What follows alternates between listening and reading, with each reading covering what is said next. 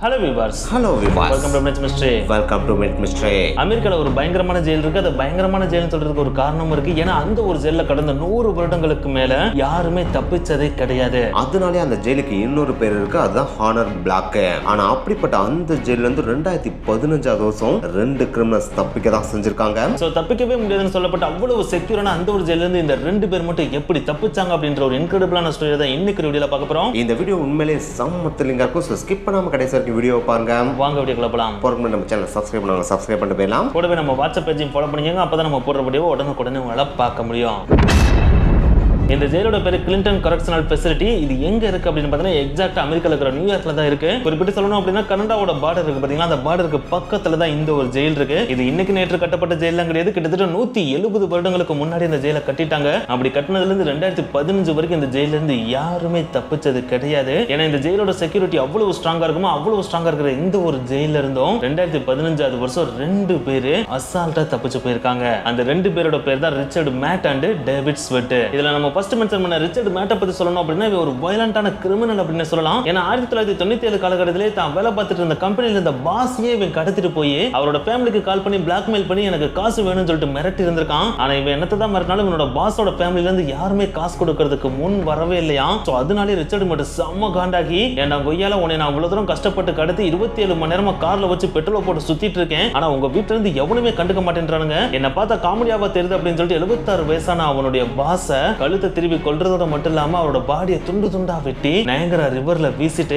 அங்கே இருந்தா மாட்டிக்கிறோம்னு சொல்லிட்டு ஸ்ட்ரைட்டா மெக்சிகோக்கு கிளம்பி ஓடிடுறான். அங்க போனதுக்கு அப்புறமா சும்மா இருந்தானா அப்படின்னு கேட்டா அங்க போயிட்டு யாரோ ஒருத்தர் ஒம்பளுக்காரன்னு சொல்லிட்டு அவரையும் போட்டு தள்ளியிருக்கான். சோ அதனாலே மெக்சிகன் போலீஸ் ரிச்சர்ட் மேட்டை கைது செஞ்சுறாங்க. அப்படி கைது செய்யப்பட்ட ரிச்சர்ட் மேட்டை அங்க இருந்து நியூயார்க்கு அனுப்பிடுறாங்க. அப்படி அனுப்பப்பட்ட ரிச்சர்ட் மேட்டுக்கு லைஃப் சென்டென்ஸ் கொடுத்து, அதாவது ஆயுள் தண்டனை கொடுத்து, அது வரைக்கும் யாருமே தப்பிக்க முடியாதுன்னு சொல்லிட்டு மிகப்பெரிய பெயர் பெற்று வச்சிருந்த கிளின்டன் கரெக்ஷனல் ஃபெசிலிட்டி பிரிசனுக்கு ரிச்சர்ட் மேட்டை அனுப்பி விட்டுறாங்க.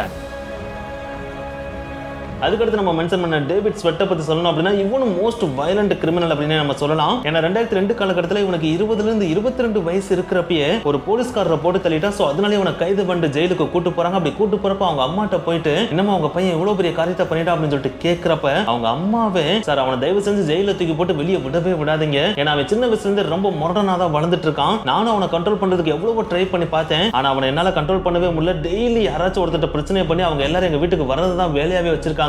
இவன் வீட்டை விட்டு வெளியே போனாலே எனக்கு பக்கு பக்குன்னு தான் இருக்கும். யாரையாச்சும் அடிச்சு மூஞ்சி மோரையை உடைச்சிட்டு தான் மறுபடியும் வீட்டுக்கு வரவே செய்வான். சோ அவனை இனிமேல் வீட்டுக்கே விடாதீங்க, அவனை ஜெயிலே வச்சிருங்கன்னு சொல்லிட்டு அவங்க அம்மாவே ஓபன் ஸ்டேட்மெண்ட் கொடுத்திருக்காங்க. அதுக்கப்புறம் தான் போலீஸ் அவனோட ஹிஸ்டரி எடுத்து திருப்பி பார்க்கறப்ப அவன் அடிக்கடி சின்ன வயசா இருக்கிறப்பயே ஜெயிலுக்கு போயிட்டு வந்திருக்கான் அப்படின்றதையும் தெரிஞ்சுக்கிறாங்க. இது தெரிஞ்ச உடனே இவனை வெளியே விட்டா சொசைட்டிக்கு தான் டேஞ்சர் அப்படின்னு சொல்லிட்டு அவனுக்கும் ஆயுள் தண்டனை கொடுத்து அவனையும் தூக்கி கிளின்டன் கரெக்ஷனல் ஃபெசிலிட்டி பிரிசன்ல தூக்கி போட்டுறாங்க. சோ அது வரைக்கும் யாருன்னே தெரியாத இந்த 2 பேரும் பார்த்தீங்கன்னா அப்பதான் முதல் முறையா கிளின்டன் கரெக்ஷனல் ஃபெசிலிட்டில அடுத்தடுத்து இருக்கிற 2 செல்ல அடைக்கப்பட்ட மாதிரி ஒரே இடத்துல ஒன்று சேர்றாங்க.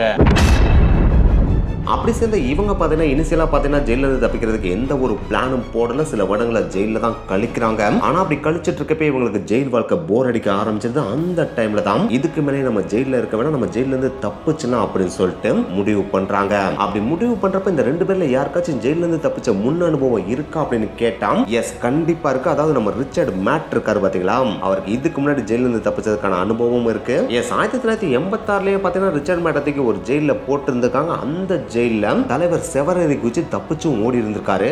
ஆனா என்னதான் அப்படி தப்பிச்சோனாலும் அவர் 5 நாள்ல பிடிச்சு மறுபடியும் ஜெயில அடைக்க தான் செஞ்சிருக்காங்க. சோ அந்த ஒரு அனுபவத்தை வச்சு இந்த ஒரு ஜெயில இருந்து ஈஸியா தப்பிச்சு போயிடலாம் அப்படின்னு சொல்லிட்டு ரிச்சர்ட் மேட் இனிஷியலா பிளான போடுறாப்ல. ஆனா அப்படி போடுற அவருக்கு தெரியாது இந்த ஒரு ஜெயில் அந்த ஒரு ஜெயில் மாதிரி கிடையாது. இது கிட்டத்தட்ட 170 வருடங்களா எந்த ஒரு கைதிகளையும் தப்பிக்க விடாம மிகப்பெரிய ரெக்கார்டை ஹோல்ட் பண்ணி வச்சிருக்கு அப்படின்றது. இருந்தாலும் எப்படியாச்சும் இந்த ஜெயில இருந்து தப்பிச்சே ஆகணும் அப்படின்னு சொல்லிட்டு ரிச்சர்ட் மேட்டும் டேவிட் ஸ்வெட்டும் பயங்கரமா பிளான போடுறாங்க. அப்படி அவங்க பிளான போட்டதுல ஃபர்ஸ்ட் செஞ்சதே இந்த ஜெயிலோட வீக்கஸ்டான பாயிண்ட கண்டுபிடிக்கிறதா.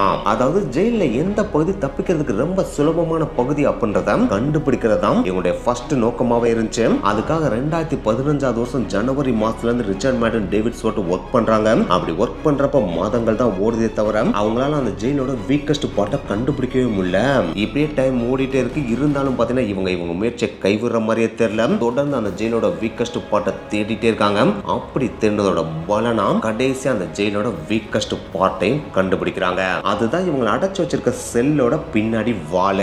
எஸ் அந்த சூரோட ஒட்டுனமா தான் இவங்களோட பெட்டும் அமைஞ்சிருக்கு. அந்த பெட்டுக்கு கீழே பாத்தீங்கன்னா அந்த சுவத்துல சில துளைகளும் இடப்பட்டிருக்கு. அந்த துளைகள் எதுக்காக இட்டிருக்காங்கன்னு பாத்தீங்கன்னா இவங்க இருக்க செல்லுக்குள்ள வென்டிலேஷன் வந்துட்டு போறதுக்காக தான் அந்த துளைகள் இடவே பட்டிருக்கு. சோ அந்த வென்டிலேஷன் துளைகளை மட்டும் நம்ம கொஞ்சம் கொஞ்சமா உடைச்சு பெருசாக்கிட்டோம் அப்படின்னா அது வழியா நம்ம தப்பிச்சு போயிடலாம் அப்படின்றதான் இவங்களோட இனிஷியல் பார்ட்டா வந்திருக்கு. அதுதான் இவங்களுக்கு இந்த ஜெயிலோட வீக்கஸ்ட் பார்ட்டாவும் இனிஷியலா தோணவும் செஞ்சிருக்கு.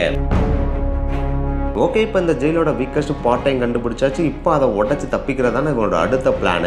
ஆனா அந்த சுவரை உடைக்கிறதுன்றது அவ்வளோ ஈஸியான விஷயம்லாம் கிடையாது. ஏன்னா சுவரை உடைக்கிறதுக்கு கருவிகள் வேணும். ஆனா அந்த கருவிகள் இவங்ககிட்ட இருக்காது இல்லையா? ஏன்னா இவங்களே ஜெயிலுக்குள்ள இருக்காங்க. அப்படி இருக்கப்ப இவங்ககிட்ட டூல்ஸும் கொடுக்க மாட்டாங்க இல்லையா? ஸோ அடுத்த கட்ட பிளான் இந்த டூல்ஸ்லாம் நம்ம எப்படி நம்ம ரூம்குள்ள கொண்டு வர போறோம் அப்படின்னு சொல்லிட்டு பிளானை போட ஆரம்பிக்கிறாங்க. அப்படி ஆரம்பிக்கிறப்ப தான் அவங்க கண்ணில் ஒரு பெண்மணியும் படுறாங்க. அவங்களுடைய பேர் தான் ஜாய்ஸ் மிச்சல். இந்த ஜாய்ஸ் மிச்சலை பத்தி சொல்லணும் அப்படின்னா இவங்க ஒரு கணவனை இழந்து தனிமையில ஒரு பெண்மணி. இவங்க ஜெயில கைதிகள் தையல் வேலையெல்லாம் பார்ப்பாங்க பாத்தீங்களா? அதாவது ஷூயிங் ஷாப்ல ஒர்க் பண்ணுவாங்க பாத்தீங்களா?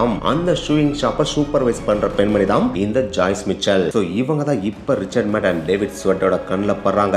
அப்படி பட்டோன்னே ரிச்சர்ட் மேட் பாத்தீங்கன்னா இவங்களோட டாப் டு பாட்டம் டீடைல்ஸ் எல்லாத்தையும் கலெக்ட் பண்ணிடுறாப்ல. அப்படி கலெக்ட் பண்றதோட மட்டும் இல்லாம அவங்களுடைய வீக்கஸ்ட் பாயிண்டையும் பிடிச்சிடறாப்ல. அதுதான் இவங்க ஆல்ரெடி கணவனை பிரிஞ்சு தனிமையில வந்துட்டு இருக்காங்க இல்லையா? சோ அதனாலே அன்பு அரவணைப்பு எதுவுமே கிடைக்காம தான் ஏங்கிட்டு இருக்காங்க. சோ அதை மட்டும் நம்ம கொடுத்தோம் அப்படின்னா இவன் கண்டிப்பா நம்ம சொல்றதெல்லாம் கேட்பாங்க. இதுதான் நம்மளுடைய அடுத்த பிளான் அப்படின்னு சொல்லிட்டு ரிச்சர்ட் மேட் டேவிட் ஸ்வட்ட சொல்றாரு. சோ இப்படி ஜாய்ஸ் மிச்சலோட வீக்னஸை கண்டுபிடிச்சோன்னே ரிச்சர்ட் மேட் அடுத்த கட்ட பிளானுக்கு மூவ் ஆறாப்ல. அதுதான் ஜாய்ஸ் மிச்சல் கூட கொஞ்சம் கொஞ்சமா நெருங்கி பழக ஆரம்பிக்கிறது.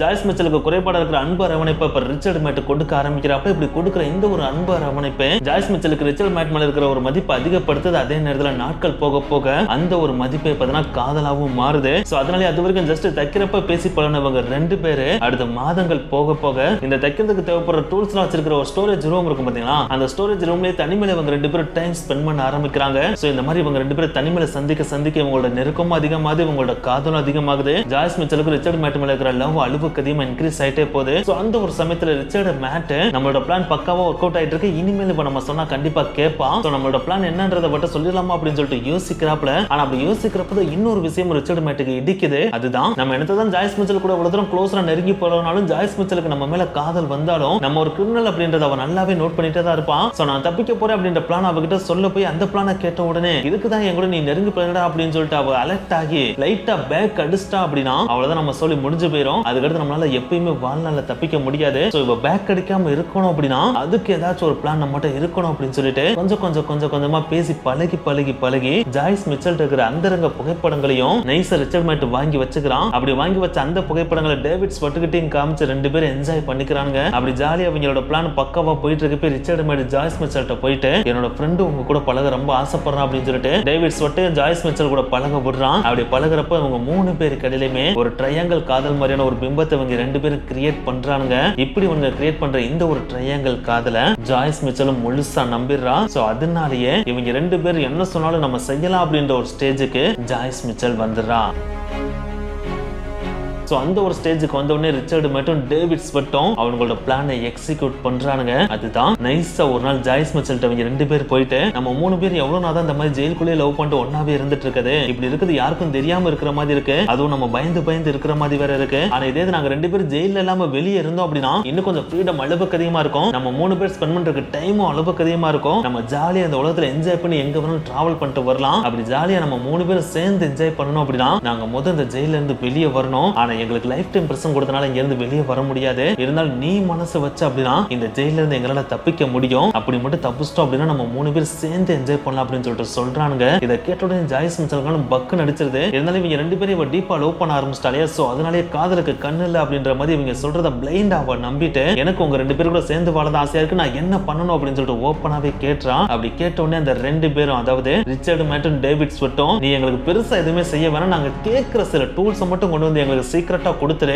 அதை மட்டும் நீ எங்கிட்ட கொடுத்துட்ட அப்படின்னா தப்பிச்சு போற எல்லா வழியும் நாங்களே பாத்துக்கிறோம் அப்படின்னு சொல்லிட்டு அவங்களுக்கு தேவையான சில டூல்ஸ் மட்டும் கேட்கறானுங்க. அதாவது அவங்க ரூமோட பெட்டுக்கு கீழே இருக்கிற அந்த வென்டிலேஷன் ஹோல் இருக்கிற சுவரை ஓட்ட போறதுக்கு தேவையான டூல்ஸ் இருக்கும் பாத்தீங்களா, அந்த ஒரு டூல்ஸை மட்டும் ஒவ்வொன்னா கொண்டு வர சொல்றானுங்க. அதையும் ஜாய்ஸ் மிச்சல் ஒவ்வொன்னா கொண்டு வந்து இவங்கிட்ட கொடுக்குறான். அப்படி கொடுக்குற எல்லா டூல்ஸையும் சீக்கிரட்டா இவனுங்க அவங்களோட ரூம்ல ஒளிச்சு வைக்கவும் செய்யறாங்க. இப்படி ஒன்ஸ் எல்லா டூல்ஸையும் சேர்த்து முடிச்ச உடனே யார் ரூம்ல ஓட்டே போடுறது அப்படின்ற ஒரு சின்ன கன்ஃபியூஷன் கிரியேட் ஆகும் இல்லையா, இந்த ஒரு கன்ஃபியூஷனுக்கு கிளியர் கட்டான ஐடியாவை டேவிட் சொல்லிட்டு ரிச்சர்ட் மேட்டிட்ட சொல்றான், இந்த மாதிரி ஓட்ட போடுற வேலை தான் எனக்கு கை வந்த கலை. சோ ஓட்ட போடுற வேலையை நான் என் ரூம்லயே பாத்துக்கிறேன். உன்னோட வேலை வெளியில இருந்து எவனாச்சும் ஒருத்தன் நான் ஓட்டைய போடுறப்ப வர்றானா இல்லையான்றத கவனிக்கிறத மட்டும் நீ வச்சுக்க அப்படின்னு சொல்லிட்டு ரிச்சர்ட் மேட்டர் டேவிட் ஸ்வாட் நானே ஓட்டைய போடுறேன் அப்படின்னு சொல்லிட்டு அவனோட ரூம்லயே ஓட்டைய போடவும் ஸ்டார்ட் பண்றான். இந்த மாதிரி டேவிட் ஸ்வாட் ஒரு பக்கம் தன்னோட பெட்டுக்கு கீழே இருக்கிற வென்டிலேஷன் டக்ட் இருக்கிற அந்த ஒரு சுவரை ஓட்டையை போட ஆரம்பிச்சிட்டு இருக்கிற அந்த ஒரு டைம்ல இன்னொரு பக்கம் நம்ம ரிச்சர்ட் மேட் பார்த்தா ஒன்ஸ் ஓட்டையை போட்டுட்டா இவனோட செல்ல இருந்து இவனோட செல்லுக்கு வரணும் இல்லையா? அப்படி வந்தா தானே இவங்க ரெண்டு பேரும் சேர்ந்து அந்த ஓட்ட போட்டு அந்த ஓட்ட வழியை தப்பிச்சு போக முடியும். சோ ரிச்சர்ட் மேட் அவனோட செல்ல இருந்து இங்க வரணும் அப்படின்னா அவனோட செல்ல ஓபன் பண்ணா தான் இங்கிட்டு வரவே முடியும். சோ அதை ஓபன் பண்றதுக்கு என்னடா பண்ணலாம் அப்படின்னு சொல்லிட்டு பாக்குறப்ப அந்த பிரிசன்ல இருக்கிற எல்லா செல்லுமே லாக் பண்ற அந்த ஒரு லாக் பாத்தீங்கன்னா 4 ஸ்க்ரூ போட்டு தான் பார்த்தா டைட் பண்ணப்பட்டிருக்கு. சோ அந்த ஒரு ஸ்க்ரூவை நம்ம அவுத்துட்டோம் அப்படின்னா அசால்ட்டா லாக்கே தனியா கழட்டிட முடியும். ஒன்ஸ் லாக்கை கழட்டிட்டோம் அப்படின்னா கேட்ட அசால்ட்டா ஓபன் பண்ணிட முடியும். அப்படி ஓபன் பண்ணிட்டோம் அப்படின்னா நம்ம இந்த செல்ல இருந்து அசால்ட்டா அவன் செல்லுக்கும் போயிட முடியும் அப்படின்றது அவனுக்கு தெளிவா தெரியுது. சோ இவன் ஒரு பக்கம் இங்கிட்டு ஓட்டையை போட்டுட்டு இருக்கப்ப இன்னொரு பக்கம் இந்த ரெண்டு செல்லையுமே இருக்க லாக்க நம்ம கலட்டினா மட்டும்தான் நம்மளாலையும் இங்க இருந்து தப்பிக்க முடியும்ன்றது ரிச்சர்ட் மேட்டுக்கு நல்லா தெரிய வருது. சோ அது தெரிய வந்த உடனே அந்த ஸ்க்ரூவையும் கலெக்டருக்கு தேவையான ஸ்க்ரூ டிரைவரை ஜாய்ஸ் மிச்சலே கொண்டு வர சொல்றான். அவளும் யோசிக்காம ரிச்சர்ட் மேட் அதை கொண்டு வந்து கொடுக்குறான். சோ ஒன்ஸ் அது அவனோட கையில கிடைச்ச உடனே ஒரு பக்கம் டேவிட் ஸ்வாட் தொலைய போட்டுட்டு இருக்கப்ப இன்னொரு பக்கம் இவனும் அந்த ஸ்க்ரூவை கலெக்டருக்கான வேலையிலையும் இறங்க ஆரம்பிக்கிறான். அதாவது அந்த லாக்ல இருக்கிற ஸ்க்ரூவை கழட்டி அந்த லாக்கை தனியா எடுத்து மறுபடியும் அதே இடத்துல வச்சு ஸ்க்ரூவை நம்மளால போட்டு ஒண்ணுமே தெரியாத மாதிரி பிக்ஸ் பண்ண முடியுதான்றத அவன் டெஸ்ட் பண்ண ஆரம்பிக்கிறான். அப்படி டெஸ்ட் பண்ணிட்டு இருக்கப்ப இன்னொரு பக்கம் வேற எவனாச்சும் இந்த பக்கம் வந்துட்டு போறானா இல்லன்னா யாராச்சும் நோட் பண்றாங்களா அப்படின்றதையும் நுண்ணிப்பா கவனிச்சுட்டே தான் இருக்கான். இப்படி இவன் செல்ல இருந்த மாதிரி கவனிச்சுட்டு இருக்கப்ப இன்னொரு பக்கம் நம்ம டேவிட் ஸ்வாட் என்ன பண்ணிட்டு இருக்கான், அவனோட பெட்டு கடியில இருக்கிற வென்டிலேஷன் டக்ட் இருக்கிற அந்த சுவரை ஓட்டையை போட்டுட்டு இருக்கான் இல்லையா? அப்படி ஓட்டையை போடுறப்ப ரவுண்ட் சுவர போலீஸ்க்கு டவுட் வரக்கூடாது அப்படின்றதுக்காகவே பெட்டுக்கு மேல இவன் தூங்குற மாதிரி தலைவனையை வச்சு மேல போர்வையை போத்துற மாதிரி சில செட்டப்பா பண்ணிட்டு தான் அடியில போயிட்டு இந்த ஓட்டையை போட்டுட்டு இருப்பான். அப்படி ஓட்டையை போட்டு எடுத்த மண்ணெல்லாம் இருக்கு பாத்தீங்களா, அது எல்லாத்தையுமே சாசாங் ரெடம்சன்ல எப்படி வெளியே போய் டிஸ்போஸ் பண்ணுவாங்களோ அதே மாதிரி அவன் சட்டப்பையை அவனோட பேண்ட்ல மடிச்சுட்டு அதுல வைக்கிறது. அப்படி வைக்கப்பட்ட அந்த மண் எல்லாத்தையுமே அடுத்து நான் காலைல வேலை பார்க்க போறப்ப இல்லாட்டினா விளையாட போறப்ப வெளியே போய் கிரவுண்ட்ல யாருக்குமே தெரியாம கைகால உதற மாதிரி மண்ணை கீழே விட்டுட்டு வந்துருது அப்படின்னு சொல்லிட்டு தன்னோட பிளானை பெர்ஃபெக்ட்டா எக்ஸிக்யூட் பண்ணிட்டு இருக்கானுங்க. அப்படி எக்ஸிக்யூட் பண்ணிட்டு இருக்க டேவிட் ஸ்வாட் பார்த்தீங்கன்னா பல நாட்டில் அந்த சோத்தை சுரண்டி ஒரு மிகப்பெரிய ஓட்டையும் உருவாக்கிறான். அந்த ஓட்ட வழியா வெளியில இருக்க வெளிச்சமும் அவனுக்கு தெரியுது. உடனே அந்த ஓட்ட வழியை புகுந்து உள்ள போய் பார்க்கறான். பார்த்தா எதிர்த்தாப்புல ஒரு சுவர் தான் இருக்கே தவிர வெட்ட வழியா எதுவுமே இல்ல. அதை பார்த்தோன்னே டேவிட் ஸ்வாட்னால ஒண்ணுமே புரியல. என்னடா அது, நம்ம வெட்ட வழியா இருக்கோம், அதுலயே நம்ம தப்பிச்சு போயிடலான்னு பார்த்தான். ஆப்போசிட்லயும் பெரிய சுவர் தான் இருக்கு. இப்ப எப்படா தப்பிக்க போறோம் அப்படின்னு யோசிச்சுட்டு இருக்கான். அப்படி யோசிச்ச மாதிரியே கீழே குனிஞ்சு பார்க்கறான். அப்படி கீழே குனிஞ்சு பார்க்கறப்ப இந்த ரெண்டு வாளுக்கு, அதாவது இவன் ஓட்டைய போட்ட இந்த வாலுக்கும் ஆப்போசிட்ல இருக்க இந்த வாலுக்கு இடையில பாத்தீங்கன்னா எக்கச்சக்கமான பைப்ஸ் கீழே போகுது. அப்படி கீழே போற பைப்ஸ் எல்லாமே ஒரு இடத்துல வளைஞ்சு இன்னொரு ரூம்குள்ள போற மாதிரியும் தெரியுது. அதாவது உங்களுக்கு புரியுற மாதிரி சொன்னா இவன் இப்ப எட்டி பார்த்துட்டு இருக்க ஏரியா எந்த ஏரியான்னு கேட்டீங்கன்னா இந்த பைப்ஸ் எல்லாம் ரிப்பேர் ஐட்டம் வந்து ரிப்பேர் பண்ணுவாங்க பாத்தீங்களா, அந்த யூட்டிலிட்டி ஏரியா தான் இந்த ஏரியா. இந்த ஏரியால ஆள் நடமாட்டம் அப்படின்றது ரொம்ப ரொம்ப ரொம்ப கம்மியா தான் இருக்கும். பைப்ஸ்ல ஏதாவது வேலை வந்தா மட்டும் தான் இந்த ஏரியாக்கு ஆட்களே வருவாங்க, இல்லாட்டினா ஆட்கள் வரவே மாட்டாங்க. சோ அப்படிப்பட்ட அந்த ஏரியால தான் தலைவர் இப்ப எட்டி பார்த்துட்டு இருக்காப்ல. எட்டி பார்க்கறதோட மட்டும் இல்லாம இந்த பைப்ஸ் எல்லாம் வளைஞ்சு எங்க போகுது அப்படின்றத பார்க்கணும் அப்படின்றதுக்காக அங்க இருக்க ஒரு பைப்பை பிடிச்சு மெல்ல மெல்ல மெல்ல கீழே இறங்கவும் ஆரம்பிக்கிறாப்ல. அப்படி இறங்குற டேவிட் ஸ்வாட் பாத்தீங்கன்னா கிட்டத்தட்ட 3 மாடி வரைக்கும் அந்த பைப்பை பிடிச்ச மாதிரியே கீழே இறங்கிடுறான். அப்படி இறங்கினதுக்கு அப்புறம் அந்த பைப்ஸ் எல்லாம் ஒரு அண்டர் கிரவுண்ட் டனல் மாதிரி ஒரு ஏரியாக்குள்ள போகவும் ஆரம்பிக்குது. அப்படி போற அந்த பைப்ஸை ஃபாலோ பண்ணி நம்ம டேவிட் ஸ்வாட்டும் அந்த அண்டர் கிரவுண்ட் டனலுக்குள்ள நுழையிறான். நுழைஞ்சா அதுல எக்கச்சக்கமான பைப்ஸ் ஒரு குறிப்பிட்ட திசையை நோக்கி போயிட்டு இருக்கு. அதை நோக்கி டேவிட் ஸ்வாட்டும் போறான். கடைசி அந்த பைப்ஸ் எல்லாமே ஒரு சோத்துல போய் முட்டவும் செய்து அந்த சுவர் வேற எதுவும் கிடையாது, அந்த பிரிசனோட அவுட்டர் வால் இருக்கும் பாத்தீங்களா, அதாவது மிகப்பெரிய அவுட்டர் வால் இருக்கும் பாத்தீங்களா, அதுதான் அந்த வால். அதுக்கப்புறம் இதுதான் அவுட்டர் வால்னு டேவிட் ஸ்வாட்க்கு தெரியும் அப்படின்னு நீங்க கேட்டீங்கன்னா அவன் இறங்குனதுல இருந்து இந்த அண்டர் கிரவுண்ட் டனல் வழியா நடந்து வந்தான் பாத்தீங்களா, அதை ஒரு மனக்கணக்கா போட்டு பார்க்கறான். அப்படி போட்டு பார்த்ததுல இதுதான் அவுட்டர் வாலா இருக்கும் அப்படின்னு சொல்லிட்டு டேவிட் ஸ்வாட் கணிக்கவும் செஞ்சிடறான். அப்படி கணிச்சோடனே இந்த அவுட்டர் வாலை நம்ம உடைச்சோம் அப்படின்னா கண்டிப்பா வெளியில காப்ஸ் நிப்பாங்க அப்படின்றது டேவிட் ஸ்வாட்க்கு நல்லாவே தெரியுது. சோ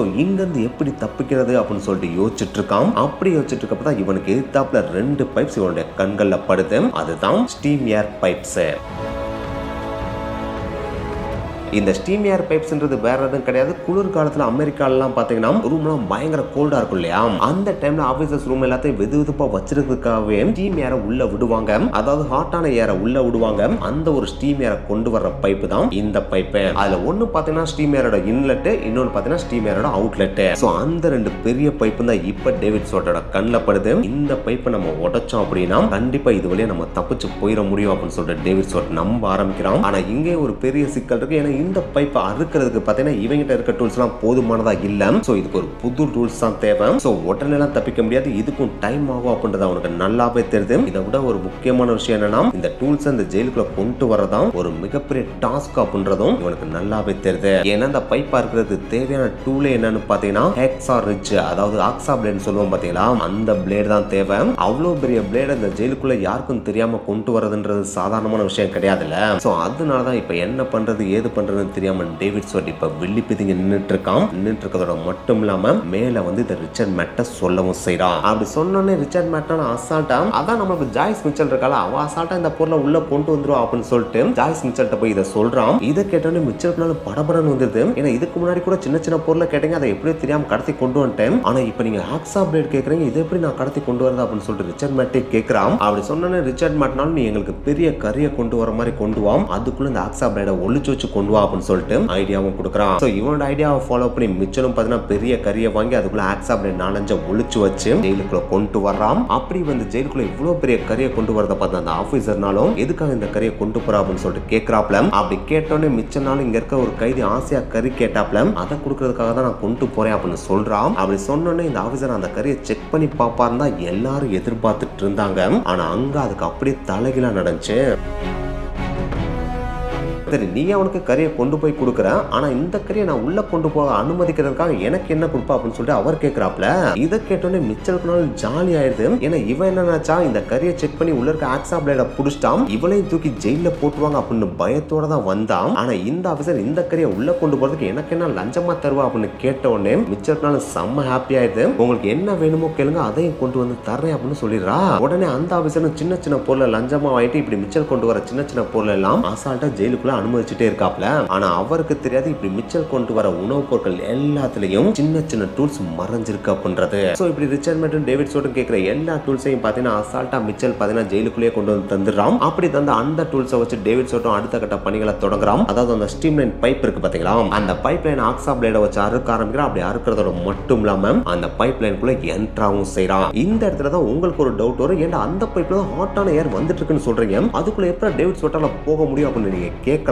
ஆனா இங்க ரிச்சர்ட் மேட்டுக்கும் டேவிட் ஸ்வட்டுக்கும் இருந்த அதிர்ஷ்டம் என்னன்னா இந்த டைம் அமெரிக்கால summer season. So summer season already officers room எல்லாமே ஹாட்டா தானே இருக்கும். அந்த டைம்ல இந்த ஸ்டீம் ஏரை உள்ள செலுத்தினா இன்னும் ரூம் ஹாட்டா இல்லையா, அதனாலே இந்த ஸ்டீம் ஏர் அனுப்புற அந்த பைப்ஸ் எல்லாமே ஷட் டவுன் தான் பண்ணப்பட்டிருந்துச்சு. சோ அதனாலே பாத்தீங்கன்னா இந்த பைப்லயே எந்த ஒரு ஹாட்டான ஏரும் வரவே இல்லை. சோ இந்த ஒரு வாய்ப்பை பயன்படுத்தி டேவிட் ஸ்வட்டும் பாத்தீங்கன்னா அந்த ஸ்டீம் ஏர் வர பைப்புல கொஞ்சம் கொஞ்சமா நகர்ந்து வெளியில போற வழியை கண்டுபிடிக்கிறதுக்காக அங்கங்க ஓட்டையை போட்டு போட்டு பாக்குறான். அப்படி போட்டு போட்டு பாக்குறப்ப அவனுக்கு வெளியில ஏற இடம் இது சரியா இருக்காது அப்படின்னு சொல்லிட்டு இன்னும் கொஞ்சம் கொஞ்சமா வெளியில நகர்ந்து போயிட்டே இருக்கான். அப்படியே கிட்டத்தட்ட 315 அடி அந்த பைப்லயே ஊர்ந்து போயிட்டு ஒரு இடத்துல ஓட்டையும் போட்டு பாக்குறான். அப்படி ஓட்டையை போட்டு பாக்குறப்ப அவனுக்கு சிட்டியோட அண்டர் கிரவுண்ட் சூயர் சிஸ்டம் இருக்கு பாத்தீங்களா, அதாவது பாதாள சாக்கடை சிஸ்டம் இருக்கு பாத்தீங்களா, அந்த சிஸ்டம் அவனுடைய கண்களுக்கு தெரிய வருது. அப்படி பார்த்தோன்னே இதுதானே நம்ம தப்பிக்கிறதுக்கு ஏத்த இடம்னு சொல்லிட்டு அந்த ஓட்டையை பெருசாக்கி ஒரு மனுஷன் அந்த பைப்ல இருந்து வெளியில வர மாதிரி பெரிய ஓட்டையை கிரியேட் பண்ணிடுறான். கிரியேட் பண்றதோட மட்டும் இல்லாம அதுல இருந்து வெளியில வந்து அந்த பாதாள சாக்கடை மூடி எங்கடா இருக்கு அப்படின்னு சொல்லிட்டு தேடுறான். அப்படி தேடினதுல ஒரு இடத்துல பாதாள சாக்கடையோட மூடியும் கண்டுபிடிச்சிடறான். கண்டுபிடிச்சோன்னே அங்க இருக்க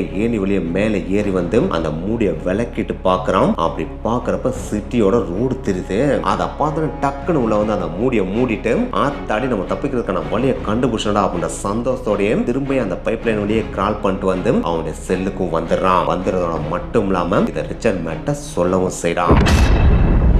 அதுக்காக டேவிட் ஸ்வட் இந்த பாதையை கண்டுபிடிச்சா அப்படின்றக்காக அது ரொம்ப சீக்கிரமாக கண்டுபிடிச்சா அப்படின்லாம் சொல்லிடவே முடியாது. இந்த வேலையை பல மாதங்களா இரவு முழுக்க ஒர்க் பண்ணி தான் இந்த பாதையவே கண்டுபிடிச்சிருக்கான். ஏன்னா தினமும் நைட்டு 10 மணிக்கு மேலதான் இவன் தூங்குற மாதிரி செட்டப் ரெடி பண்ணிட்டு ஓட்டையவே போட ஆரம்பிக்கணும். அப்படி போட ஆரம்பிக்கிற அவன் காலையில 5:30 மணிக்குள்ள மறுபடியும் ரிட்டனும் ஆயிருக்கணும். ஏன்னா டெய்லி நைட்டு 10 மணிக்கு ஒரு அடுத்த நாள் காலையில 5:30 மணிக்கு பாத்தீங்கன்னா பிரசன்ல இருக்கிற எல்லாரும் கரெக்டா இருக்காங்களா அப்படின்னு சொல்லிட்டு ஹெட் கவுண்ட் பண்ணுவாங்க. அப்படி ஹெட் கவுண்ட் பண்ற அந்த ஒரு சமயத்துல டேவிட் ஸ்வட் ரிட்டன் ஆயிருக்கணும். சோ அதன்படி பாக்குறப்ப நைட்டு 10 மணில இருந்து காலை 5:30 மணிக்கு இன்பிட்வீன்ல இருக்கிற 7 மணி நேரம் மட்டும்தான் இவன் முழுக்க இந்த வேலையை செய்யணும் இல்லையா. சோ அதனாலேயே பல மாதங்கள் டைம் எடுத்துதான் இவ்வளவு தூரத்தை கண்டுபிடிச்சு வெளியே போறதுக்கான வழியை கண்டுபிடிச்சு அங்க ஒரு மிகப்பெரிய ஓட்டையும் போட்டு இப்ப ரெடியா வச்சுட்டு வந்து ரிச்சர்ட் மேட்ட இந்த ஒரு விஷயத்த சொல்றான். இதை சொன்னோடனே ரிச்சர்ட் மேட்டுக்கு வெறித்தனமான ஒரு எக்ஸைட்மெண்ட் கிரியேட் ஆகுது. அப்படி கிரியேட் ஆன உடனே என்னைக்கு நம்ம தப்பிக்க போறோம் அப்படின்னு சொல்லிட்டு கேட்கறான். அப்படி கேட்ட உடனே 2 பேரும் சேர்ந்து உட்கார்ந்து டிஸ்கஸ் பண்ணி நம்ம தப்பிக்க போற நாள் ஜூன் 5, 2015 அப்படின்னு சொல்லிட்டு பிக்ஸ் பண்றானுங்க. அப்படி பிக்ஸ் பண்ண உடனே அந்த ஒரு நாளும் வருது. அன்னைக்கு நாள்ல இவங்க துணி தைக்க போறப்ப அங்க இருக்கிற ஜாய்ஸ் மிச்சல் ஸ்பென்சர்ட்ட லைட்டா சிக்னல் கொடுத்துறானுங்க. இன்னைக்கு நாள்ல நாங்க தப்பிக்க போறோம், அப்படி தப்பிச்சு நாங்க வெளியே வர அந்த ஒரு இடத்துல நீ காரை கொண்டு வந்து நிப்பாட்டிடு, அப்படி நிப்பாட்டிட்டு அப்படின்னா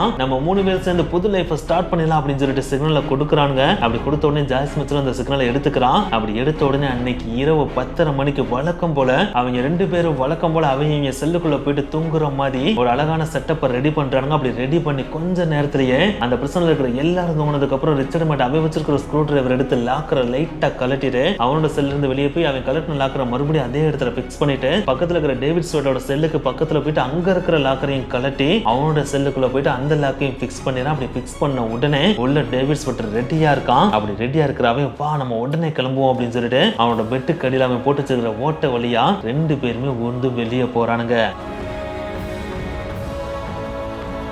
அப்படி வெளியே போய் பார்க்குறப்பதான் ரிச்சர்ட் மேட்டுக்கே தெரியுது நம்ம தப்பிச்சு போற பாதை சாதாரண பாதை கிடையாது, இது ஒரு அதல பாதாளமான ஒரு பாதை, இதுல அவ்வளவு ஈஸியான நடந்து போயிட முடியாதுன்றது அவனுக்கு நல்லாவே தெரியுது. ஏன்னா அவன் வெளியே போனோடனே அந்த ஒரு பைப்பை பிடிச்சிட்டு 3 மாடி கட்டட வரைக்கும் கீழே இறங்கணும் இல்லையா, அதுக்கே உயிரை கையில பிடிச்சிட்டு ரிச்சர்ட் மேட்டு கீழே இறங்குறான். அப்படி கீழே இறங்கினதுக்கு அப்புறமாச்சும் ஈஸியா இருந்துச்சான்னு கேட்டா அதுவும் வழி ஈஸியா இருக்காது இல்லையா. அதுக்கப்புறமும் கொஞ்சம் தூரம் நடந்து போய் ஸ்டீம் பைப்பிட்ட போய் ஸ்டீம் பைப்பை ஓட்டையை போட்டு அதுக்குள்ள வேற இறங்கி அதுக்குள்ள வேற 315 அடி வரைக்கும் ஊர்ந்துட்டே வேற போகணும் இல்லையா. சோ அந்த பாதெல்லாம் போறப்ப ரிச்சர்ட் மேட்டுக்கு பக்கு பக்கு பக்கு பக்குன்னு அடிச்சுட்டே தான் இருந்துச்சான். என்னடா அவன் தப்பிச்சு கூட்டு போறானா இல்லாட்டி நம்மளை கொண்டு போய் சாகடிக்க கூட்டு போறானா அப்படின்னு சொல்லிட்டு அவனுக்கே ஒரு மிகப்பெரிய பதட்டம் இருந்துட்டு தான் இருந்துச்சு. இருந்தாலும் டேவிட் ஸ்வெட் மேல இருக்க நம்பிக்கையில அவனை ஃபாலோ பண்ணிக்கிட்டு ரிச்சர்ட் மட்டும் பின்னாடியே போறான். அப்படி போன அவங்க 2 பேரும் ஃபைனலா தப்பிச்சு போறதுக்காக போட்டு வைக்கப்பட்டிருந்த ஒரு மிகப்பெரிய ஓட்டையை ரீச் பண்றானுங்க. அப்படி ரீச் பண்ண உடனே டேவிட் ஸ்வெட் யோசிக்காம கீழே சீவேஜ் பைப்பையும் அடைஞ்சிடறான். அப்படி அடைஞ்ச உடனே ரிச்சர்ட் மேட்டையும் கீழே இறக்கி விடுறான். அப்படி ஒன்ஸ் ரிச்சர்ட் மேட்டை இறக்கி விட்ட உடனே டேவிட் ஸ்வெட்டுக்கு மேல அளவுக்கு அதிகமான ஹாப்பினஸ் கிரியேட் ஆகுது. அவ்வளவுதான் நண்பா, இன்னும் கொஞ்சம் தூரம் தான், அந்த கொஞ்சம் தூரம் போயிட்டா மேல ஒரு மூடி இருக்கும், அந்த மூடியை ஓபன் பண்ணோம் அப்படின்னா சுதந்திர காற்றை நம்மளால சுவாசிக்க முடியும், நம்ம இனிமேல் ஜாலியா வெளியே போய் என்ஜாய் பண்ணலாம் அப்படின்னு சொல்லிட்டு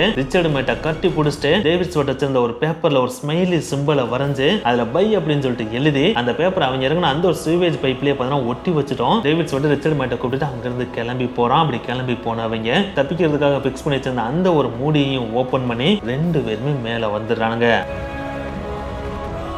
இந்த மாதிரி இவங்களோட பிரசன்ஸ்ல இருந்து இந்த ஒரு பிளேஸை ரீச் பண்றதுக்கு அவங்களுக்கு பார்த்தீங்கன்னா மிட் நைட்டுக்கு மேல டைம் ஆயிருது. ஏன்னா ஒவ்வொரு பிளேஸும் சத்தம் வராம மெல்ல மெல்ல மெல்ல மெல்ல நடந்து வந்து ஊர்ந்து வரணும் இல்லையா. லைட்டா சத்தம் கேட்டாலும் அது மிட் நைட்ன்றப்ப சவுண்ட் பெருசா கேட்கும். அப்படி கேட்டுச்சு அப்படின்னாலே போலீஸ் வேக்கப் ஆயிருவாங்க இல்லையா. சோ அதனாலேயே ரொம்ப ஸ்லோவா தான் ஊர்ந்து ஊர்ந்து வந்திருக்காங்க. அதனாலே மிட் நைட்டுக்கு மேல ஆயிருது. ஆனா என்னத்தை தான் மிட் நைட்டுக்கு மேல ஆனாலும் இவங்களோட மிஷன் சக்சஸா தான் முடியுது. அந்த மூடியை ஓபன் பண்ணி சுதந்திர காற்று சுவாச்ச மாதிரி மேலேயும் வந்துடுறாங்க. அவனுக்கு அப்படி வந்து சேர்ந்த அந்த ஒரு இடம் டனிமோரா அப்படின்ற ஒரு வில்லேஜா இருக்கு. சோ ஒன்ஸ் மேல வந்து அந்த மூடியை மூடிட்டு திரும்பி பாக்குறாங்க. அப்படி பாக்குறப்ப தூரத்துல இவனோட ஜெயிலும் கண்ணுக்கு நல்லாவே தெரியுது. ஆனா என்னதான் ஜெயில் நல்லா கண்ணுக்கு தெரிஞ்சாலும் இவனோட சுத்தி முத்தி பாக்குறானுங்க. அந்த இடத்துல இவங்க வர சொன்னா அந்த காரை காணா. அதாவது ஜாய்ஸ் மிச்சல் நாங்க வெளியே வந்துடும், வெளியே வர அந்த ஒரு இடத்துல நீ காரை கொண்டு வந்து நிப்பாட்டுன்னு சொல்லியிருந்தாங்க இல்லையா. ஆனா அந்த இடத்துல காரை கொண்டு வந்து அவன் நிப்பாட்டவே இல்லை. அவங்களும் கொஞ்ச நேரம் வெயிட் பண்ணி பாக்குறானுங்க. ஆனா அந்த இடத்துக்கு கார் வர்ற மாதிரியும் தெரியல. சோ அந்த டைம்ல இவங்க 2 பேருக்குமே ஒரு மாதிரி பதற்றம் கிரியேட் ஆயிருது. ஒருவேளை ஜாய்ஸ் மிச்சல் நம்ம தப்பிக்கிற விஷயத்தை போலீஸ்ல போட்டு கொடுத்துருப்பாலோ, அப்படி மட்டும் போட்டு கொடுத்தா அப்படின்னா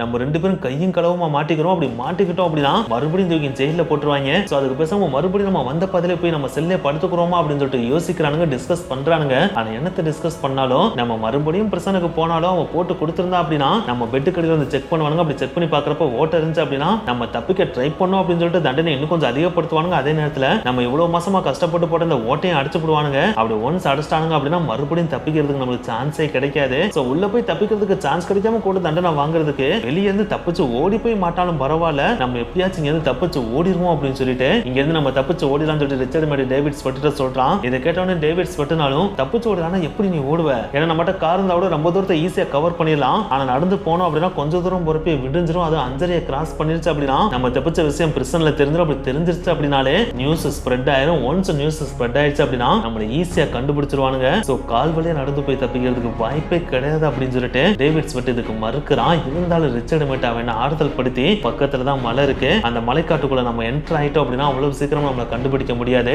நீ என் மேல நம்பிக்கை வச்சு வா அப்படின்னு சொல்லிட்டு அந்த மலைக்காட்டுக்குள்ள டேவிட் ஸ்வெட் கூட ரிச்சர்ட் மேட் என்டர் ஆகுறான். இப்படி இவங்க 2 பேரும் மலைக்குள்ள போயிட்டு இருக்கிற இன்னொரு பக்கம் ஜாய்ஸ் மிச்சல் என்னடா பண்ணிட்டு இருக்கா அப்படின்னு சொல்லிட்டு கேட்டீங்கன்னா, ஜாய்ஸ் மிச்சல் இவங்க கொடுத்த சிக்னலை ஏத்துக்கிட்டு இவங்களை காப்பாத்துறதுக்காக தான் கார் எடுத்துட்டு வந்திருந்திருக்கான். ஆனா அப்படி வந்துட்டு இருக்கப்ப இவன் மைண்ட்ல எக்கச்சக்கமான தாட்ஸ் ஓடிட்டே இருந்திருக்கு. ஏன்னா நம்மோட கார் எடுத்துட்டு போய் அவங்களை போய் காப்பாற்ற போற அந்த ஒரு சமயத்துல போலீஸ் அந்த இடத்துக்கு வந்துட்டானுங்க அப்படின்னா நம்மளும் வசமா மாட்டிக்கிறோம். ஒன்ஸ் நம்ம வசமா மாட்டிக்கிட்டோம் அப்படின்னா நம்மளையும் தூக்கி ஜெயில போடுறாங்க. அப்புறம் இவங்க கூட சேர்ந்து நம்மளும் களியை தான் தின்னணும் அப்படின்னு சொல்லிட்டு எக்கச்சக்கமான தாட்ஸ் மைண்டுக்குள்ள ஓடி அவளுக்கு பதற்றமும் பயம் அளவுக்கு அதிகமா இன்க்ரீஸ் ஆகி அதுவே அவளுக்கு பேனிக் அட்டாக்காவும் கிரியேட் ஆகி அங்கேயே மயக்கம் போட்டு கீழே விழுந்துடுறா. அதாவது காரை ஓட்டிட்டு இருக்க போய் சைடுல நிப்பாட்டி மயக்கம் போட்டு கீழே விழுந்துடுறா. அப்படி மயக்கம் போட்டு விழுந்த ஜாய்ஸ் அந்த ரோடு வழியா வந்த சில பேர் காப்பாற்றி ஹாஸ்பிட்டல்லையும் சேர்த்துறாங்க. சோ இப்படியே டைம் டிக்கிங் ஆகுது. அடுத்த நாள் காலை 5:30 ஆகுது. அந்த டைம்ல பிரிசன்ல வழக்கமா நடக்கிற ஹெட் கவுண்ட் நடக்குது. அந்த ஹெட் கவுண்ட்ல 2 பேர் குறையறத பிரிசன் கார்டு கண்டுபிடிக்கிறாரு. அப்படி கண்டுபிடிச்சா அந்த 2 பேர் யாருன்னு செக் பண்ணி பாக்குறப்ப அது ரிச்சர்ட் மேட் அண்ட் டேவிட் ஸ்வெட்ன்றதையும் கன்ஃபார்ம் பண்றாங்க. அப்படி கன்ஃபார்ம் பண்ண உடனே இந்த 2 பேரோட செல்லுக்கு போயிட்டு என்னங்கடா இன்னும் தூங்கிட்டு இருக்கீங்கன்னு சொல்லிட்டு டம்மு டம்மு டம்முன்னு சொல்லிட்டு செல்ல தட்டுறாங்க. ஆனா எவ்வளவு தட்டினாலும் பெட்ல தூங்கிட்டு இருக்க அந்த 2 பேர் எந்திரிக்கிற மாதிரியே தெரியல. சோ அந்த இடத்துல கார்டுக்கு ஒரு விதமான டவுட் கிரியேட் ஆகுது. அப்படி கிரியேட் ஆனோடனே செல்ல ஓபன் பண்ணி உள்ள போய் பாக்குறாங்க. அப்படி பாக்குறப்பதான் தெரியுது அந்த பெட்ல இருக்கிறது வெறும் செட்டப் தானே தவிர அந்த 2 பேரையும் காணோம் அப்படின்றது. இப்படி 2 பேரும் காணான்னு தெரிஞ்ச உடனே 2 பேரோட செல்லையும் கம்ப்ளீட்டா செர்ச் பண்ணி பாக்குறாங்க. அப்படி செர்ச் பண்ணி பாக்குறப்ப டேவிட் செட்டோட பெட்டுக்கு கீழே ஓட்டர் இருக்குன்றதையும் கண்டுபிடிக்கிறாங்க. அந்த ஓட்ட வழியா வெளியே போய் பாக்குறப்ப பைப் லைன் வழியா தப்பிச்சு போயிருப்பாங்க அப்படின்றதையும் கன்ஃபார்ம் பண்றாங்க. அப்படி கன்ஃபார்ம் பண்ண உடனே இந்த கிளின்டன் கரெக்ஷனல் ஃபெசிலிட்டில இருந்து 2 பிரிசன் தப்பிச்சு போயிருக்காங்க அப்படின்ற ஒரு நியூஸும் நியூயார்க் ஃபுல்லா ஸ்ப்ரெட் ஆக ஆரம்பிக்குது. இந்த ஒரு நியூஸ் கிளின்டன் கரெக்ஷனல் ஃபெசிலிட்டிக்கு வந்த ஒரு மிகப்பெரிய அவமானம் அப்படின்னு சொல்லப்படுது. ஏன்னா இந்த பிரிசன் கட்டப்பட்டதுல இருந்து கிட்டத்தட்ட 170 வருஷமா யாருமே இந்த ஒரு பிரிசன்ல இருந்து தப்பிச்சது இல்ல இல்லையா? சோ இவ்வளவு செக்யூரா இருந்த இந்த ஒரு பிரிசன்ல இருந்து இப்ப 2 பேர் தப்பிச்சு போயிட்டாங்க அப்படின்னா அது இந்த பிரிசன் ஃபெசிலிட்டிக்கு கிடைச்ச ஒரு மிகப்பெரிய இழுக்கு இல்லையா? சோ அதனாலேயே அங்க இருக்கிற ஆபீசர்ஸ் எல்லாருமே உச்சக்கட்ட கோபத்துக்கு இப்ப போறாங்க. அது மட்டும் இல்லாம இவங்க தப்பிச்சு போன பாதையை ட்ராக் பண்ணி கடைசியா அந்த சுவேஜ் சிஸ்டத்துல போய் இறங்கி பாக்குறப்ப அங்க ஒரு ஸ்மைலியும் டேவிட் ஸ்வெட் ஒட்டிச்சிருந்தா இல்லையா? சோ அதை எடுத்து போலீஸ் பாக்குறப்பையும் உச்சக்கட்ட கோபத்துக்கு போறாங்க. ஸோ உடனே கிளின்டன் கரெக்ஷன்ஸ் ஃபெசிலிட்டி சர்ச் ஆப்ரேஷனை பிகின் பண்ணுறாங்க. அப்படி பிகின் பண்ணுறதோட மட்டும் இல்லாமல் பார்டர்ஸ் எல்லாத்தையும் அடைக்கிறாங்க, ரோட் பிளாக்ஸை ஏற்படுத்துறாங்க, சிவிலியன்ஸை விசாரிக்க ஆரம்பிக்கிறாங்க. இப்படி விசாரிச்சுட்டு இருக்கப்பே பார்த்தீங்கன்னா நாட்கள் ஓட ஆரம்பிக்குது. ஆனால் என்னதான் நாட்கள் ஓடினாலும் டேவிட் ஸ்வெட்டும் ரிச்சர்ட் மேட்டும் எங்கே போனாங்க அப்படின்ற எந்த ஒரு குழுவும் போலீஸ்க்கு கிடைக்கவே இல்லை. இன்னொரு பக்கம் பார்த்தீங்கன்னா ரிச்சர்ட் மேட்டும் டேவிட் ஸ்வெட்டும் அந்த மலைக்காடுகளுக்குள்ள இருக்க ஒரு கேபின்ல போய் தங்கவும் ஆரம்பிக்கிறாங்க. தங்குறதோட மட்டும் இல்லாமல் அங்கே கிடைக்கிற சாப்பாடு தண்ணின்னு குடிச்சு அங்கேயே நாட்களை கழிக்கவும் ஆரம்பிக்கிறாங்க. அப்படி கழிச்சிட்டு இருக்கப்பே டேவிட் ஸ்வெட் என்ன சொல்றாருன்னு பாத்தீங்கன்னா, இப்படியே ரொம்ப நாளா நம்மளால இங்க இருக்கவே முடியாது. அப்படி இருந்தோம் அப்படின்னா நம்ம கண்டிப்பா போலீஸ்ட்ட மாட்டிக்கிடுவோம். சோ நம்ம இந்த இடத்த விட்டு காலி பண்ணி வேற ஏதாவது இடத்துக்கு போய் ஆகணும் அப்படின்னு சொல்லிட்டு ரிச்சர்ட் மேட்ட சொல்றாப்ல. ரிச்சர்ட் மேட்ட அக்செப்ட் பண்ணிட்டு டேவிட் ஸ்வெட் கூடயே போறாப்ல. அப்படி கூட போறப்பே பாத்தீங்கன்னா எக்கச்சக்கமான சிவிலியன்ஸை மிரட்டி சாப்பாடை பறிக்கிறது, பணத்தை பறிக்கிறது, தண்ணியை பறிக்கிற மாதிரியான வேலையில பண்ணிட்டே வர்றாப்ல. இந்த மாதிரியான விஷயங்கள் பாத்தீங்கன்னா டேவிட் ஸ்வெட்டுக்கு சுத்தமா பிடிக்கவே இல்லை. ஏன்னா ஒரு பக்கம் பாத்தீங்கன்னா ஏற்கனவே போலீஸ் இவங்களை தேடிட்டு இருக்கு இல்லையா? அப்படி தேடிட்டு இருக்கப்ப ரிச்சர்ட் இந்த மாதிரி பொதுமக்களை மிரட்டி பொருட்களை பறிக்கிறது இன்னும் கொஞ்சம் இவங்க இருக்க இடத்த கண்டுபிடிக்கிறதுக்கு ஈஸியா இருக்கும் இல்லையா? சோ அதனாலேயே பாத்தீங்கன்னா ரிச்சர்ட் மேட்டுக்கும் டேவிட் ஸ்வெட்டுக்கும் இடையில கடுமையான வாக்குவாதங்கள்லாம் நடக்க ஆரம்பிக்குது. அப்படி நடக்கிறப்ப அந்த வாக்குவாதம் முற்றி 2 பேரும் நம்ம தனித்தனியா பிரிஞ்சு போலாம் அப்படின்னு சொல்லிட்டு முடிவுக்கு வர்றாங்க. எஸ், இதுக்கு மேலே நம்ம 2 பேரும் ஒன்னா சேர்ந்து போனோம் அப்படின்னா கண்டிப்பா மாட்டிக்கிறோம். நீ தனியா உன் பாதையில போ, நான் தனியா என் பாதையில போறேன். 2 பேரும் முடிஞ்சா தப்பிச்சு உயிரை பொழைச்சுக்குவோம் அப்படின்னு சொல்லிட்டு 2 பேரும் தனித்தனியா பிரியவும் செய்றாங்க. இப்படி இவங்க 2 பேரும் தனியா பிரிஞ்ச அந்த டைம்ல போலீஸ் பலகட்ட விசாரணை நடத்தி கடைசியா ஜாய்ஸ் மிச்சலை பிடிக்கவும் செய்றாங்க. அதாவது ஜாய்ஸ் மிச்சல் தான் டூல்ஸ் எல்லாத்தையும் ஆபீசர்ஸ்க்கே தெரியாம எடுத்து வந்து டேவிட் ஸ்வெட்டையும் ரிச்சர்ட் மேட்டையும் கொடுத்தாங்க. சோ அதை விசாரணையில கண்டுபிடிச்சதுக்கு அப்புறம் மிச்சலை கூப்பிட்டு விசாரிக்க ஆரம்பிக்கிறாங்க. அப்படி விசாரிக்க ஆரம்பிக்கிறப்ப மிச்சலும் எல்லா விஷயங்களையும் ஓப்பனா சொல்லிடுறாங்க. அப்படி சொன்னதுல அந்த உணவுப் பொருட்களை உள்ள அனுமதிச்ச ஆபீசரும் மாட்டிக்கிறாப்ல. அடுத்து அவரையும் கூப்பிட்டு விசாரிக்கிறாங்க. அவரை கூப்பிட்டு விசாரிச்சப்ப நான் உணவுப் பொருட்களை தான் சார் உள்ள அனுமதிச்சேன், ஆனா அந்த உணவுப் பொருட்களுக்குள்ள இந்த டூல்ஸ் இருக்கும் அப்படின்னு எனக்கு தெரியாது சார் அப்படின்னு கதறி கதறி அழுகிறாப்ல. ஆனா என்னதான் கதறி அழுதாலும் நீ உணவுப் பொருட்களை கைதிகளுக்கு அலோவ் பண்ணதே தப்பு அப்படின்னு சொல்லிட்டு அவரையும் பிடிச்சி ஜெயில போட்டுறாங்க. அப்படி இவங்களை பிடிச்சி ஜெயில போட்டப்பதான் ஜாய்ஸ் மிச்சல் கடைசியா சொன்ன ஒரு விஷயம் போலீஸ்க்கு ஞாபகத்துக்கும் வருது. அவங்க எந்த இடத்துல தப்பிக்கிறதுக்கு இவ்வளவு வெயிட் பண்ண சொன்னாங்க, டானிமோரா அப்படின்ற வில்லேஜ்ல இருக்க ஒரு ரோட்டுக்கு பக்கத்துல வெயிட் பண்ண சொன்னாங்க. அப்ப அந்த இடத்துல போய் நம்ம சுத்தி முத்தி பார்த்தா ஏதாவது கிடைக்கும் அப்படின்னு சொல்லிட்டு அந்த இடத்துல வந்து சுத்தி முத்தி பாக்குறாங்க. அப்படி சுத்தி முத்தி பாக்குறப்ப பக்கத்துல ஒரு மலைக்காடு இவங்க கண்களுக்கு படுது. எஸ், இவங்களுக்கு வெஹிக்கிளும் கிடைக்கல, இவங்க இன்னும் பார்டரையும் தாண்டவில்லை அப்படின்னா கண்டிப்பா இவங்க இந்த மலைக்காடுகளுக்குள்ளதான் இருக்கணும். நம்ம இந்த மலைக்காடை சர்ச் பண்ணா கண்டிப்பா இவங்களை பிடிக்க முடியும் அப்படின்னு சொல்லிட்டு அந்த மலைக்காடை சர்ச் பண்ற ஆபரேஷன்லயும் இப்ப போலீஸ் இறங்க ஆரம்பிக்கிறாங்க. அப்படி இறங்குறப்ப ஒரு public announcement, media, news paper, டிவின்னு சொல்லிட்டு எல்லாத்தையும் ஒளிபரப்பப்படுது. அதுதான் 2 வயலண்டான கிரிமினல்ஸ் ஜெயில இருந்து தப்பிச்சு இப்ப சுதந்திரமா உலாவிட்டு இருக்காங்க. சோ பொதுமக்கள் எல்லாம் கவனமா இருங்க, சப்போஸ் அவங்கள பத்தி ஏதாவது துப்பு கிடைச்சா எங்களுக்கு சொல்லுங்க அப்படின்றதான் அந்த நியூஸேவும். இதை கேட்டோன்னா அந்த ஏரியால அந்த பொதுமக்கள் எல்லாரும் அச்சத்துல இருக்காங்க. இன்னொரு பக்கம் பாத்தீங்கன்னா கிட்டத்தட்ட 1100க்கு மேற்பட்ட போலீஸை கொண்டு வந்து குமிச்சு கிளின்டன் கரெக்ஷனல் ஃபெசிலிட்டி அவங்களுக்கு ஏற்பட்ட அவமானத்தை துடைக்கும் விதமா அவங்களை எப்படியாச்சும் கண்டுபிடிச்சே ஆகணும் அப்படின்னு சொல்லிட்டு அந்த மலைக்காடுகளுக்குள்ள தீவிரமா தேட ஆரம்பிக்கிறாங்க. அப்படி தேடுறப்ப பாத்தீங்கன்னா கிட்டத்தட்ட 20 நாட்களுக்கு மேலேயும் கழிஞ்சிருது. இருந்தாலும் போலீஸ் இதை சும்மா விடுறதாவே இல்லை. இதை ஒரு மிகப்பெரிய ஈகோவாவே எடுத்துக்கிட்டு கண்டிப்பா அவங்கள பிடிச்சே ஆகணும்னு சொல்லிட்டு நைட்டும் போகணும்னு விடாம தேடிட்டே இருக்காங்க. அப்படி தேடுறப்ப தான் ஒரு போலீஸ் தூரத்துல அந்த மலைக்காடுகளுக்குள்ள ஒரு மேன் நடந்து போறத பாக்குறாப்புல. அப்படி பார்த்தோன்னே இவன் பாக்குறதுக்கு ரிச்சர்ட் மேட் மாதிரியே இருக்கானே அப்படின்னு சொல்லிட்டு ரிச்சர்ட் மேட் அப்படின்னு சொல்லிட்டு கூப்பிடுறாப்புல. அப்படி கூப்பிட்டோன்னே ரிச்சர்ட் மேட் திரும்பி பார்த்துட்டு ஓட முயற்சிக்கிறாப்புல. ஆனா அப்படி ஓட முயற்சிக்கிறதுக்குள்ள போலீஸ் அவருடைய பாக்கெட்ல இருந்து கண் எடுத்து ஒழுங்கா சரண்டர் ஆயிரு, இல்லாட்டினா உன்னை சுட வேண்டி வரும் அப்படின்னு சொல்லிட்டு மிரட்டுறாப்புல. அந்த சமயத்துல ரிச்சர்ட் மேட்டும் அவர் கையில வச்சிருந்த துப்பாக்கி எடுத்து போலீஸை நோக்கி நீட்டுறாப்புல. இதை பார்த்தோன்னே போலீஸ் யோசிக்காம அவர் மேல ஃபயர் பண்ணி அவரை கொல்லவும் செய்யறாப்புல. ஆனா இதுல இருந்து ஒரு சோகமான விஷயமே என்னன்னு பாத்தீங்கன்னா ரிச்சர்ட் மேட்டோட கையில இந்த துப்பாக்கில குண்டே இல்ல அப்படின்றதுதான். எஸ், ரிச்சர்ட் மேட் அவர் ஜெயில இருந்து தப்பிச்ச சில நாட்கள்லயே அவருக்கே தெரிய வந்துருச்சு, நம்ம கண்டிப்பா இங்க இருந்து தப்பிக்கவே முடியாது, போலீஸ்ட மாட்டிப்போம் அப்படின்றது. சோ எப்பனாலும் போலீஸ்ல மாட்டிப்போம், மாட்டிட்டு ஜெயில போய் தண்டனை அனுபவிக்கிறத விட ஜெயிலுக்கு போகாம இறந்து போறதே மேல் அப்படின்னு நினைச்சுதான் அந்த குண்டே இல்லாத துப்பாக்கி எடுத்து போலீஸை நோக்கி நீட்டி போலீஸை சுட சொல்லி ட்ரிகர் பண்ணி அவரோட உயிரை அவரே மாச்சிக்கிட்டாரு. சோ ஒன்ஸ் இவரை சுட்டு பிடிச்சனே போலீஸ்க்கு ஹோப் அதிகமாகுது, கண்டிப்பா நம்ம டேவிட் சுட்ட பிடிச்சலாம் அப்படின்னு சொல்லிட்டு அதுக்கடுத்து இன்வெஸ்டிகேஷனை பயங்கரமா தீவிரப்படுத்துறாங்க, தேடுதல் பணியை தீவிரப்படுத்துறாங்க.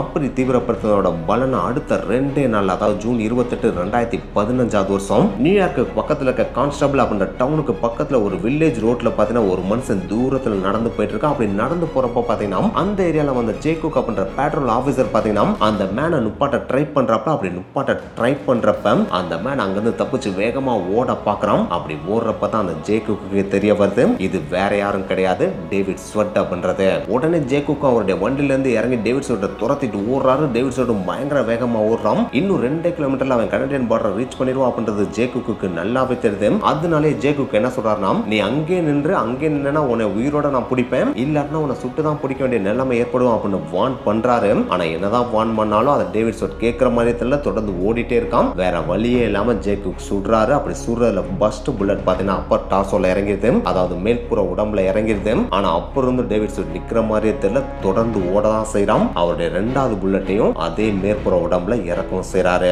அப்படி இறக்கணும்னே அங்கேயே மயங்கி டேவிட் ஸ்வெட் கீழே உழுகுறான். உளுந்த அவனை ஜேக்குக் வந்து அரெஸ்ட் பண்ணி உடனே ஆம்புலன்ஸ் ஏற்றி ஹாஸ்பிட்டல்ல சேர்க்கவும் செய்யறாரு. அப்படி சேர்த்தல டேவிட் ஸ்வெட் காப்பாற்றவும் படுறான். அப்படி காப்பாத்தின அவனை கடைசியா கோர்ட்ல வந்து நுப்பாட்டி அவனுக்கு ஆயுள் தண்டனை கொடுக்குறாங்க. அதுவும் பரோல்லே இல்லாத ஆயுள் தண்டனை கொடுத்து ஒரு நாள்ல 23 மணி நேரம் நீ சாலிட்டரி கன்ஃபைன்மெண்ட்ல தான் இருக்கணும், மிச்சம் ஒரே 1 மணி நேரம் மட்டும்தான் நீ ஃப்ரீயா இருக்கக்கூடிய செல்ல இருக்கணும் அப்படின்னு சொல்லிட்டு ஆர்டர் போட்டுறாங்க. அப்படி ஆர்டர் போட்டதுக்கு அப்புறம் இவன் ஜெயில இருந்து தப்பிச்சதுனாலே ஒவ்வொரு 5 வருடங்களுக்கு ஒரு தடவையும் இவனை ஜெயில் விட்டு ஜெயில் மாத்திட்டு இருக்காங்க. இப்ப அது மட்டும் கிடையாது, இவங்களுக்கு ஹெல்ப் பண்ண ஜாய்ஸ் மிச்சலுக்கும் பாத்தீங்கன்னா 7 வருஷம் சிறை தண்டனை கொடுத்துறாங்க. அதுக்கப்புறம் அவங்க ஜெயில நன்னடத்தின் காரணமா 4.5 வருஷத்துல விடுவிக்கவும் செஞ்சுறாங்க. இன்னொரு ஆபீசர் இருக்காரு பாத்தீங்களா, அவருக்கு 6 மாசம் ஜெயில் தண்டனை கொடுத்துறாங்க. அப்படி ஜெயில் தண்டனை கொடுத்தோன்னே 28 வருஷம் சின்சியரா பணியாற்றின நானு அன்னைக்கு நான் லீனியன்டா இருந்தனால என்னுடைய ஒர்க்குக்கே ஒரு மிகப்பெரிய அவமானம் ஆயிடுச்சு அப்படின்னு சொல்லிட்டு தன்னுடைய பணியவே ரிசைன் பண்ணவும் செஞ்சுட்டாப்ல அவரு. சோ இப்படிதான் பாத்தீங்கன்னா இந்த கதையும் எண்டாவது தப்பிக்கவே முடியாது அப்படின்னு சொன்ன அந்த சிறையில இருந்து 2 பேர் தப்பிக்கவும் செஞ்சாங்க. அப்படி தப்பிச்ச அந்த 2 பேரை போலீஸ் பிடிக்கவும் செஞ்சாங்க. இதை பத்தின உங்களுடைய கருத்துக்களை கீழே மறக்காம கமெண்ட் பண்ணுங்க. நெக்ஸ்ட் வீடியோ மீட் பண்ணலாம். பாய்.